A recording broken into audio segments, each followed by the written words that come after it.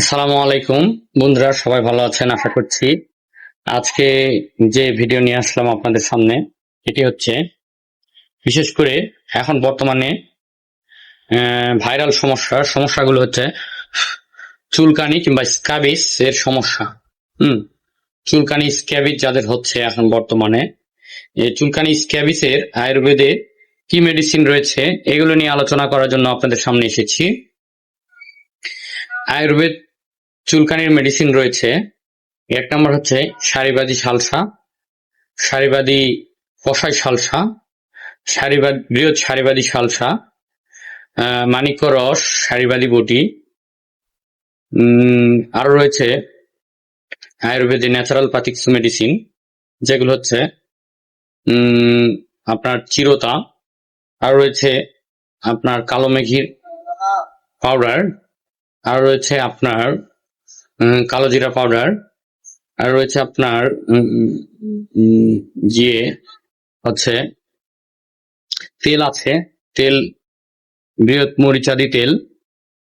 আয়ুর্বেদে বৃহৎ মরিচাদি তেল রয়েছে। এগুলো আয়ুর্বেদিক ওষুধ এবং ন্যাচারাল পাতি একটি বানিয়ে দেওয়া যায়, আপনার লোশন বানায় দেওয়া যায়। সেই লোশনটি হচ্ছে গন্ধক, 10 গ্রাম, ফিটকারি 10 গ্রাম, আর 50 গ্রাম নারিকেলের তেলের সাথে মিশ্রিত করে স্ক্যাবিস যাদের হয়েছে তারা দিনের বেলা গায়ে লাগায় আধা ঘন্টা রৌদ্রে থাকবে। 10-15 দিন লাগালে ইনশাল্লাহ স্ক্যাবিস থেকে মুক্তি পাবেন। এবং একটি ফাইল খেতে হবে। ফাইলটি হচ্ছে হামদর্দের সাফি সিরাপ কিংবা এপি কোম্পানির হচ্ছে আপনার এটি হচ্ছে স্কিনেক্স সিরাপ।